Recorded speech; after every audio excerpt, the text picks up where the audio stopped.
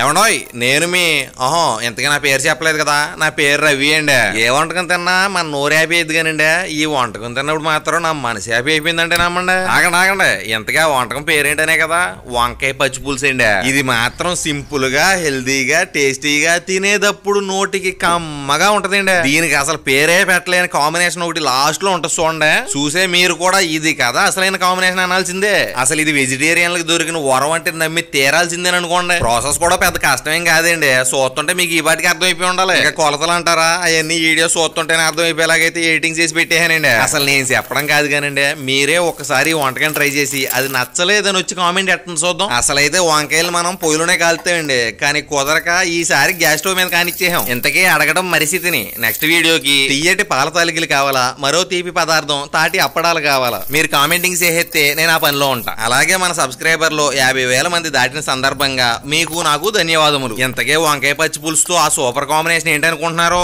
ముద్దపప్పు అండి. ముద్దపప్పు ఏమన్నా పెద్ద ప్రాసెస్ చెప్పండి. అంత కందిపప్పు, ఒక సిటికెడు ఉప్పు, అదే ముద్దపప్పు. ముత్యాల లాంటి మెతుకుల్లో ఓ 4 గరిటెలు పచ్చి పులుసు వేసుకుని అందులో ఒక గరిటె ముద్దపప్పు వేసుకుని తింటుంటే మన పుష్పరాజు కూడా రప్ప రప్ప అనాల్సిందేననుకోండి. ఆరోగ్యాలు జాగ్రత్త అండోయ్.